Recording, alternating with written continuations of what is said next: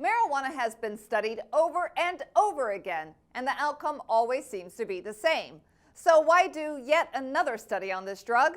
The Street went to Washington, D.C. to talk to Congressman Steve Cohen to find out. Congress people, legislators in general, are kind of turtles, and they keep their head inside their shell until they think it's safe to come out.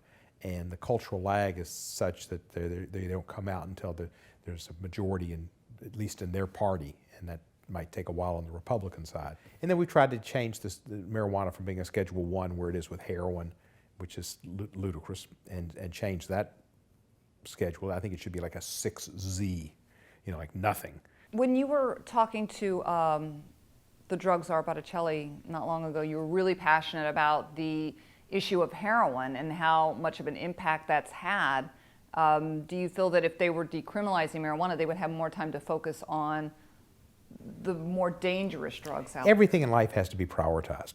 There are limits to the amount of money and the amount of manpower that government and private sector even has for almost any venture. In the drug area, yeah, you've got a limited amount of money and manpower.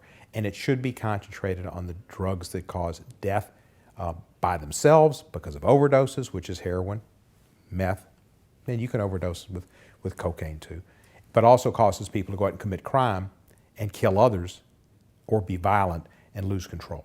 That doesn't happen with marijuana. And I tried to get Botticelli, I tried to get Michelle Leonhardt, I tried to get Mueller to admit and say, nobody's ever overdosed on marijuana. I think the marijuana issue is really a very, very, very important issue because more people lose their liberty because of marijuana than anything else. And when they get a conviction, they lose the opportunity to get housing, jobs, education. So it's a scarlet M that gets put on their chest, and it follows them the rest of their life. And it's crazy because we had prohibition in this country. It didn't work. It was silly. And this is like Prohibition Part 2.